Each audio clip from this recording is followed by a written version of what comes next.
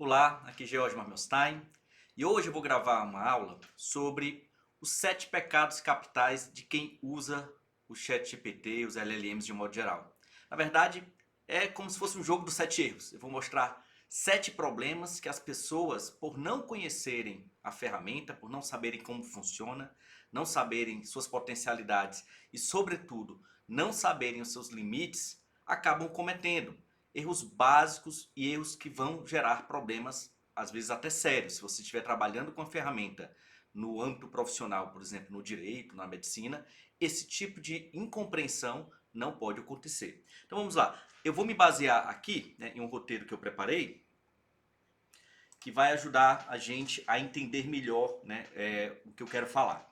Vou começar falando um pouco sobre a ideia de busca, surpresa, janela de contexto, confiança, dirigibilidade, julgamento e o próprio usuário. Então vamos começar com o primeiro erro capital que as pessoas cometem, que é usar os LLMs, os ChatGPT, Claude, Gemini, como ferramenta de busca para olhar para trás, ou seja, para extrair fatos do passado.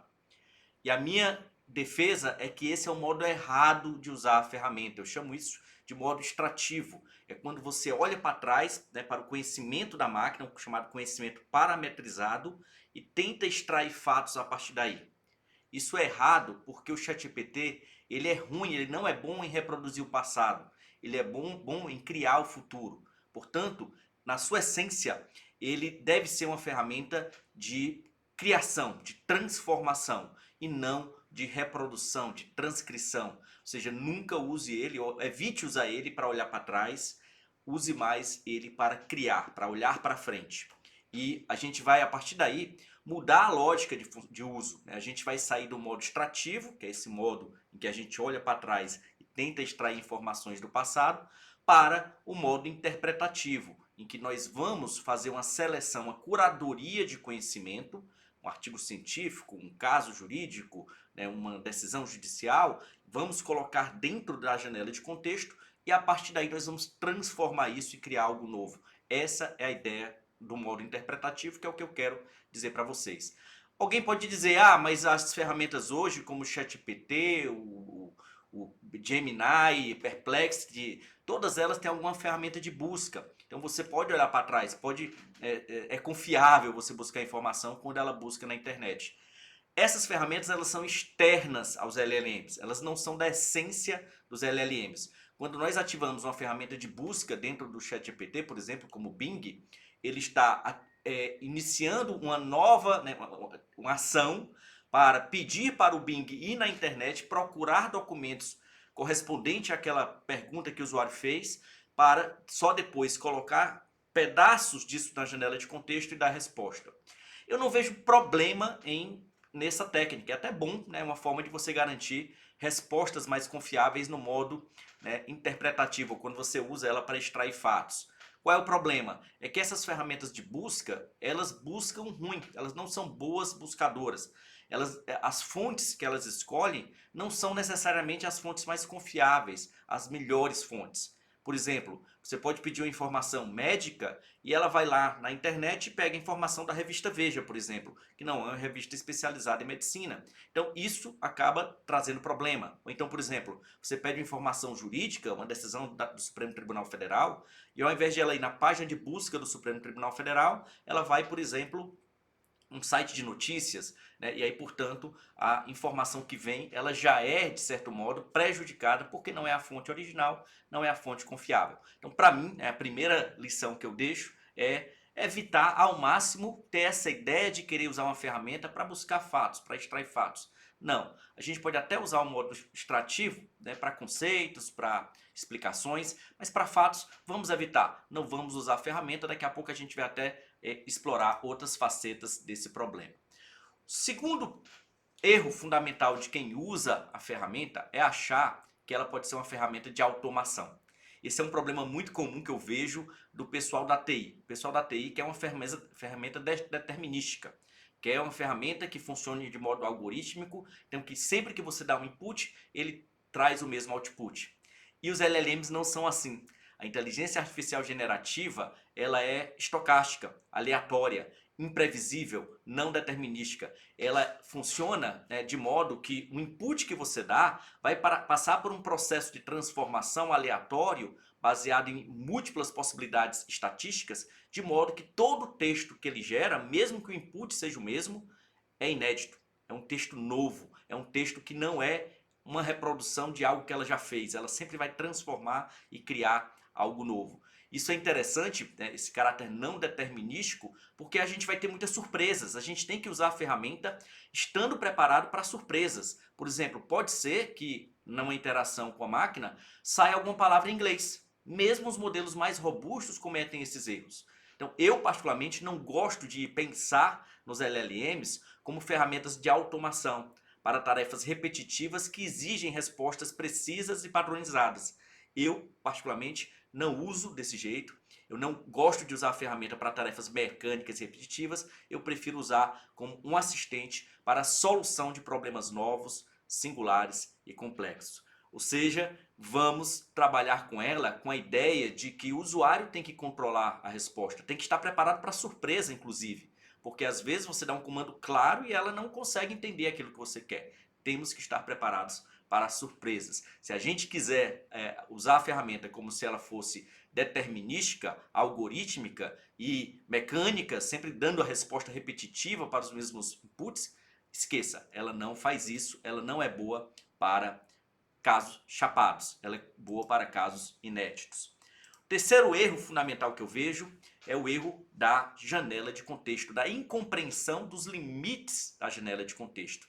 O que é a janela de contexto? A janela de contexto é justamente o fato de que a máquina, na hora de produzir o output, ela está olhando para todo o contexto que está escrito. Então ela pega uma sequência de palavras, uma sequência de frases, de texto, vai processar isso estocasticamente, matematicamente, estatisticamente, para gerar novas palavras a partir daí, e ela presta atenção em todos os componentes que estão dentro da janela de contexto. Só que essa janela de contexto ela é limitada. Lá no passado, quando a gente usava o ChatGPT 3, ChatGPT 3.5, a gente trabalhava com janelas de contexto ridículas de pequena. Eram no máximo 2, 3, 4 páginas. Depois daí, ela não conseguia entender mais nada daquele texto. Ela mudava de assunto. Ela esquecia o que tinha sido dito para trás.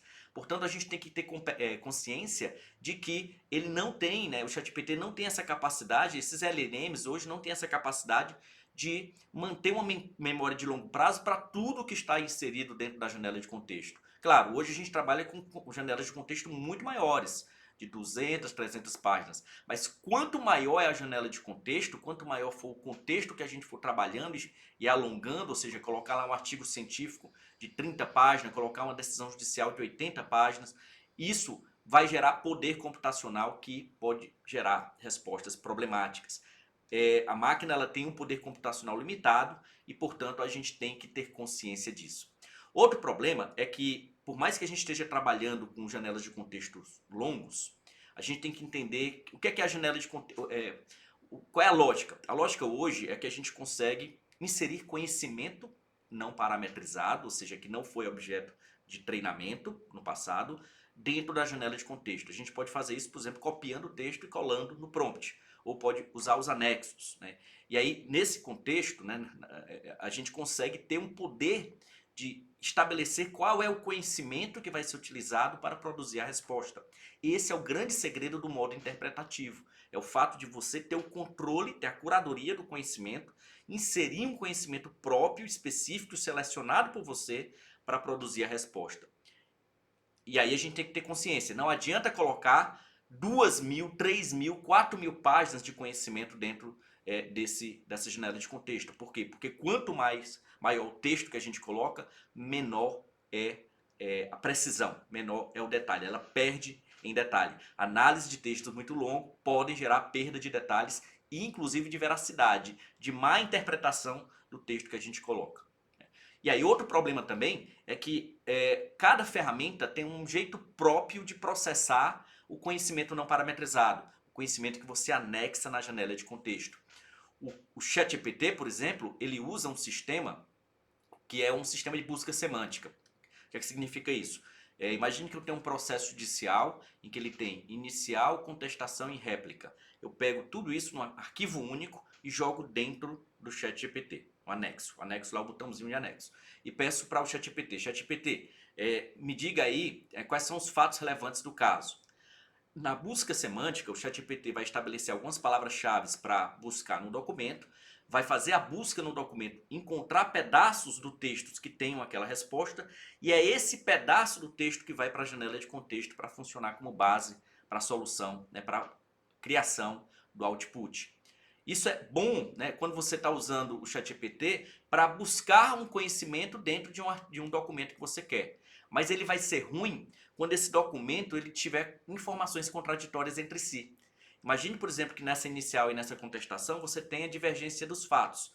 A inicial diz que o carro é preto, a contestação diz que o carro é branco. E aí você pergunta, qual a cor do carro? O ChatGPT ele vai na inicial e diz, o carro é preto. E aí ele não processa aquela informação faltante da contestação que diz que o carro é branco.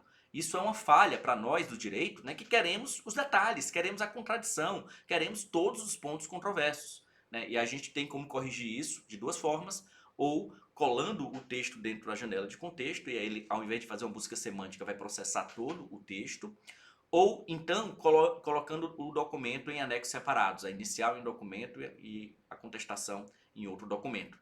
Porque aí nesse caso ele vai buscar nos dois documentos ao mesmo tempo e pode ser que ele consiga dar uma resposta correta. Ou então a gente pode inclusive melhorar isso através da pergunta, do prompt que a gente faz para dar uma instrução mais precisa para que ele consiga perceber que é possível que haja contradição no documento e portanto ele não deve se satisfazer com a primeira resposta, deve buscar além do que esteja na inicial. No cloud isso não tem tanto problema, porque tudo que você anexa dentro do cloud já vai automaticamente para a janela de contexto. Inclusive o cloud ele limita, né, o anexo ao tamanho da janela de contexto. Ao contrário do ChatGPT, que permite que você ultrapasse a janela de contexto, porque para ele aquele texto não está indo para a janela de contexto. Aquele texto está sendo guardado ali de stand-by para ser ativado numa busca semântica por pedaços, né, que sejam relevantes para a resposta. Então, nesse ponto, se a gente quiser trabalhar com precisão, com detalhes, com processamento de todas as informações factuais, é melhor o cloud, né? Ele interpreta melhor do que o ChatGPT por conta disso. Então, esse é o problema da janela de contexto, temos que ter consciência da limitação, não podemos cair na ilusão de achar que a gente pode colocar todo o conhecimento aqui dentro, não pode. Aqui é uma questão de trade-off, né, de ponderação, de custo-benefício. Se você quiser, por exemplo, trabalhar com conhecimento parametrizado externo, por exemplo, jurisprudência, legislação, e incluir aqui dentro, isso vai perder o poder computacional para um caso que você queira analisar. Imagine, por exemplo, que eu estou analisando um caso jurídico e que eu tenho 50 páginas de processo e eu quero colocar 50 páginas de jurisprudência. Isso é um erro. Por quê? Porque são informações que estão competindo, né, por atenção. Né? E aí, portanto, vai gerar um problema. Nem a jurisprudência vai ser extraída de modo com qualidade, interpretada de qualidade, nem o caso vai ser interpretado com qualidade. É melhor trabalhar apenas o caso, né, descritivamente, para só depois tentar buscar, talvez, fazer uma análise à luz da jurisprudência. Mas o ideal é você perceber que quanto maior o texto, pior a qualidade. Então, trabalhe, né, se você estiver trabalhando com um processo complexo, trabalhe com a inicial primeiro, né, depois, né, com a contestação e assim por diante. Vamos lá. Próximo erro é a questão da dirigibilidade. Né? Não é bem um erro, né? Na verdade é uma compreensão da dirigibilidade. O que é a dirigibilidade? A dirigibilidade é a capacidade da máquina de entender as instruções do usuário, de ser comandada pelo usuário. É o poder que o usuário tem de dizer algo para a máquina, de dar uma ordem para a máquina, estabelecer uma instrução sobre ela como ela deve responder e a máquina entender o que ela está fazendo. Há um erro comum, né, de achar que a máquina ela tem uma sabedoria, né, autônoma, ela é onisciente, é onipotente, consegue fazer tudo que o usuário quer e não é bem assim. Né? Cada vez mais essas máquinas estão entendendo, né, estão sendo compreensivas em relação ao usuário. Mas a gente tem hoje um paradoxo interessante. O paradoxo é o seguinte, dentro da máquina nós temos um prompt de sistema. O que é um prompt de sistema? São instruções internas elaboradas pelas empresas que desenvolveram esses modelos para dizer como é que eles devem interpretar e dar respostas de acordo com a solicitação do usuário. Esses prompts de sistema cada vez mais incorporam técnicas de engenharia de prompt, de conversação com a máquina, para melhorar a qualidade da pergunta. Então, mesmo que o usuário faça uma pergunta ruim, o prompt automaticamente é enriquecido e aí nós temos respostas melhores graças a essa dinâmica de desenvolver, dentro do prompt de sistema, de desenvolver o prompt do usuário. No entanto, a gente tem que perceber que isso gera um paradoxo, porque também hoje, pelo poder, a capacidade da máquina de entender instruções do usuário, nós usuários temos o poder de dar instruções cada vez mais complexas. A gente consegue estabelecer metodologias de respostas de acordo com aquilo que a gente faz, com a nossa expertise, né? E aí, portanto, é aí onde está a mágica do usuário, o erro comum. O erro comum é aquele usuário que acredita na máquina e que dá um comando, resuma o texto. E aí, portanto, vai vir um resumo e ele vai se satisfazer com aquilo ali. O usuário que sabe explorar as potencialidades da máquina não vai querer um resumo de máquina. Não vai querer apertar um botão e ter a resposta. Vai querer interagir, vai querer estabelecer um passo a passo, uma metodologia sobre como a máquina deve fazer para dar respostas poderosas ao usuário. Então o LLM não tem autonomia, ele é um chat guiado pelo input e pelo prompt, né? Ele quer ser útil, quer agradar o usuário. Aqui vem outro ponto importante, é que o treinamento da máquina é um treinamento baseado em feedback humano. Significa dizer que a máquina é treinada para ser útil, para ser um assistente e para fazer o que o usuário quer. Então, em geral, ele obedece o usuário, a máquina obedece o usuário, faz o que o usuário manda, respeitados os limites éticos também estabelecidos no treinamento da máquina para cumprir com o alinhamento ético estabelecido pela empresa. Geralmente as empresas têm compromisso com os direitos humanos, têm compromisso com o combate ao racismo, com o sexismo, então você não consegue criar textos que violem essa política de alinhamento ético das empresas. Mas fora isso, você dá direções para onde a máquina quiser. Você consegue dirigir a máquina para onde quiser. Instruções poderosas tendem a gerar respostas poderosas. Instruções ruins costumam gerar respostas ruins. Vem aqui um ponto importante nessa questão do viés de máquina, na necessidade de agradar o usuário, que a máquina ela responde muito, ela é muito enviesada pelo prompt do usuário. Não só o prompt, não só as instruções, mas até pelo conhecimento anexado, pelo conhecimento não parametrizado. Eu tenho vários experimentos que mostram que se você colocar inicial e contestação e pedir para ele dar uma opinião sobre o caso, a tendência é que ele favoreça a contestação, né? Sobretudo se a contestação for maior em termos de quantidade de argumentos de tamanho do que a inicial. Mas se você tiver inicial, contestação e réplica, a tendência é que ele favoreça a inicial, né, ou a réplica, né, pela questão da posição e do tamanho, da quantidade de textos. Ou seja, ao contrário do que se pensa, essas máquinas não têm uma capacidade autônoma de tomada de decisão. E aí vem o próximo erro, justamente nesse tópico, que é o erro de achar que a máquina é capaz de tomar decisões morais, decisões valorativas. Não tem, né? Está desenvolvendo? Está. Só que a ideia básica que eu quero defender é que o ser humano ainda deve ter o controle da tomada de decisão. O ser humano deve ter ainda o posicionamento quanto ao julgamento e direcionar a máquina para dizer qual vai ser o lado que ela deve ir. Os LLMs hoje não têm onisciências, não têm compromisso com a verdade, não têm sabedoria intrínseca, não têm senso de justiça. Estão enviesados de acordo com o que o prompt coloca. Eu posso colocar lá um caso complexo, por exemplo, envolvendo liberdade de expressão, e ele dá uma opinião. Eu acredito que esse caso deve ser julgado procedente. Você diz, não concordo. Defenda o outro ponto de vista. E ele defende. E ele defende o outro ponto de vista. Escreva um texto dizendo que o melhor jogador do mundo é fulano de tal. E ele vai escrever, ele faz o que o usuário manda, né, e não tem onisciências. E aí tem um ponto também que ele é enganador. A grande capacidade dos LLMs não é de raciocínio, é de comunicação. É a habilidade que eles têm de conseguir se comunicar de modo convincente, persuasivo. E como eles não têm consciência da própria limitação, eles são assertivos. Eles dão respostas taxativas como se fosse verdade, quando na verdade é fruto de uma simulação, de uma invenção, né? A ideia, e aí o ponto central, é nunca confiar no que a máquina está dizendo, porque ela é uma ferramenta apenas auxiliar. Inclusive eu pulei ali o tópico da confiança, eu vou já voltar para esse tópico para que a gente fale também da confiança. Por que isso?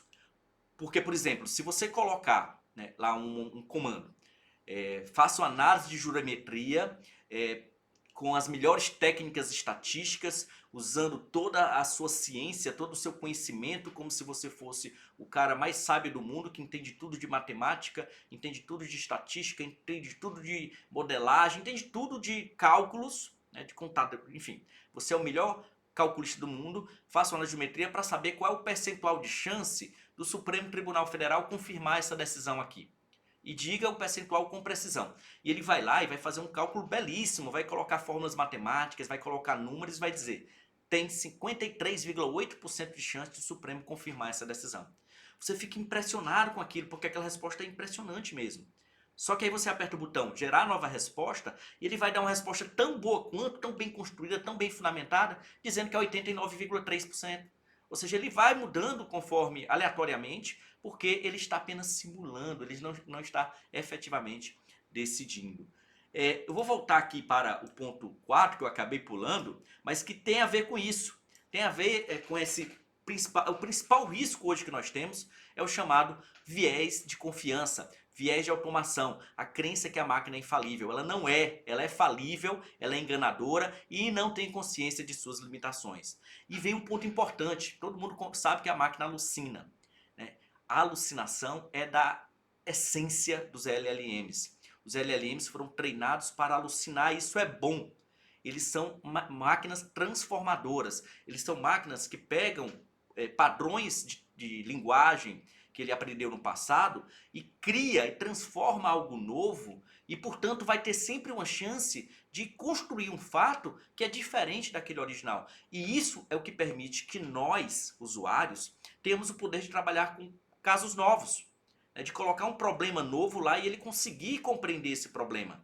Porque se ele estivesse apenas reproduzindo o passado, sendo um papagaio estocástico, né, de reprodução do que ele viu no treinamento, nós não teríamos o poder de colocar um caso novo e pedir para ele responder, porque ele diz: olha, isso eu não vi no meu treinamento. Hoje nós temos o poder de ensinar para ele um determinado problema, de ensinar um conhecimento específico. Como é que é ensinar? É colocar na janela de contexto, né? A gente coloca na janela de contexto, né, o conhecimento que a gente quer e ele consegue a partir daí entender, interpretar, analisar esse material com uma qualidade incrível, usando o conhecimento parametrizado apenas como uma base interpretativa para entender a essência, captar as nuances daquele entendimento, né, daquele conhecimento que a gente colocou aqui. E aí vem um ponto importante. Essa frase pode ser mal compreendida, mas é a frase mais sábia, né, para o usuário usar a ferramenta com segurança. Parta do princípio de que todas as informações factuais geradas com base no conhecimento parametrizado da máquina, no treinamento da máquina, são falsas até prova em contrário. São falsas até prova em contrário porque ele está criando, ele está transformando. Então, se você está usando, por exemplo, escreva um texto sobre liberdade de expressão. Se no meio desse texto ele citou uma lei, isso é um fato. A lei é uma informação factual. A probabilidade é que essa lei seja alucinação, seja falsa. Confira para ver se é verdadeiro. Se nesse mesmo texto ele citou jurisprudência do Supremo, né, a chance é que seja falsa. Né? A chance é que ele esteja criando, alucinando algo que faz sentido do ponto de vista semântico, faz sentido do ponto de vista da linguagem, mas que é apenas uma criação probabilística que ele acabou de fazer. Se ele citar doutrina, mesma coisa. Se ele citar uma citação de um autor, né, ainda que seja um autor famoso, é chance de que ele esteja criando, né, é chance de que seja falso. Parta desse pressuposto. Se ele citou informação factual como números, datas, nomes, leis, jurisprudência, precedentes, tudo isso, universidades, tudo isso, em princípio, é falso até que se prove em contrário. Vamos para o último erro, né, o último tópico, que é a questão do usuário, né? A questão do usuário. Há um erro comum de achar que a ferramenta é uma ferramenta de automação, é uma ferramenta que dispensa o usuário, né? Isso é o maior erro de todos, porque os LLMs, eles são centrados no usuário. As Big Techs que estão controlando essas ferramentas, como a OpenAI, a Anthropic, a Meta, Google, todas elas são ferramentas de valoração né, de inteligência artificial generativa comprometida com a humanidade, comprometida com o ser humano. Pode ter uma retórica por trás disso, mas o certo é que esses modelos hoje prescindem, dependem, né, do ser humano. O ser humano está no controle.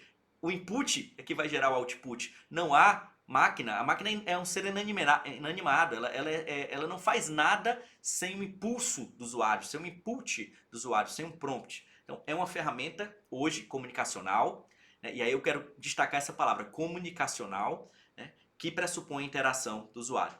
E o nível da conversa é estabelecido pelo usuário. Por que eu quero destacar o chat, a ideia do comunicacional, da conversação?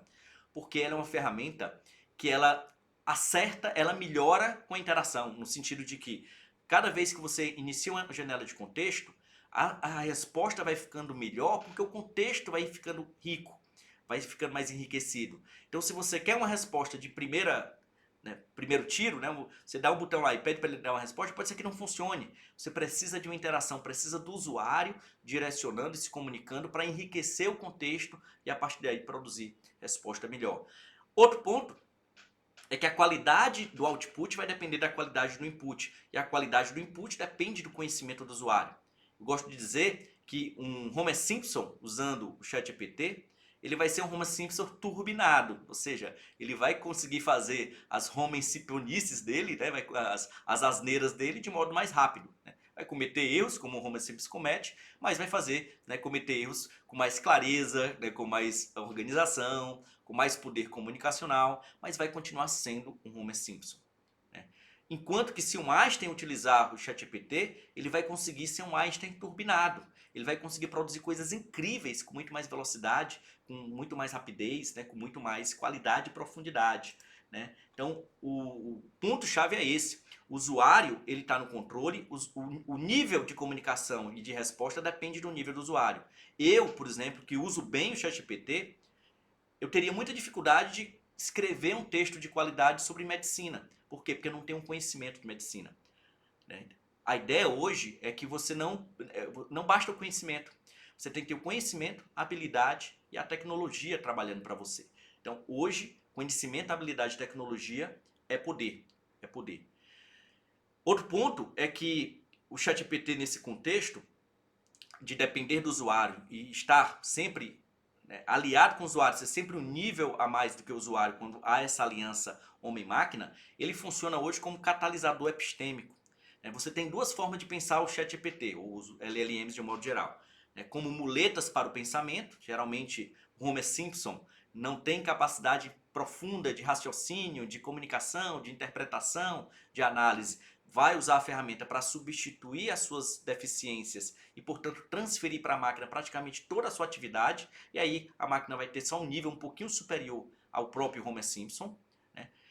E aí, nesse caso, ele está usando como muleta para o pensamento, né, pela insuficiência do pensamento, mas você pode usar como asa. O Einstein, ele não vai abdicar da sua capacidade, né, seu conhecimento, sua habilidade, só que ele vai utilizar a ferramenta para catalisar, para impulsionar o seu conhecimento, ou seja, para produzir mais rápido, para produzir com mais qualidade e com mais profundidade. Então, interações poderosas pressupõem usuários que sabem o que estão fazendo, né, que sabem supervisionar a resposta da máquina para ter uma análise crítica sobre o que a máquina produz e também para direcionar, para levar a máquina numa direção mais rápida. Então o segredo aqui hoje é você saber se comunicar com a máquina. Se você souber se comunicar com a máquina, ela se transforma numa asa para o seu pensamento.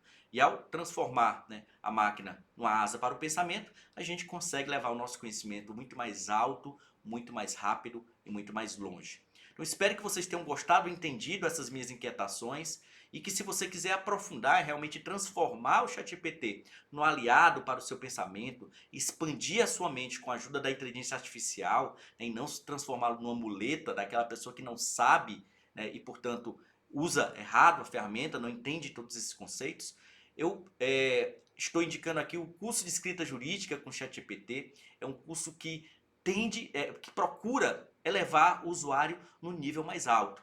A minha filosofia de uso da ferramenta da inteligência artificial é que se nós não quisermos ser substituídos, nós temos que dominar. É dominar para não ser dominado, é controlar para não ser controlado. Se a gente quiser realmente manter a nossa dignidade, nossa capacidade de cognição, capacidade de decisão, nossa autonomia, nosso poder decisório, nós temos que dominar a ferramenta. E para dominar a ferramenta tem que aprender, né? E para aprender, o melhor curso que tem hoje é o curso de escrita jurídica com ChatGPT.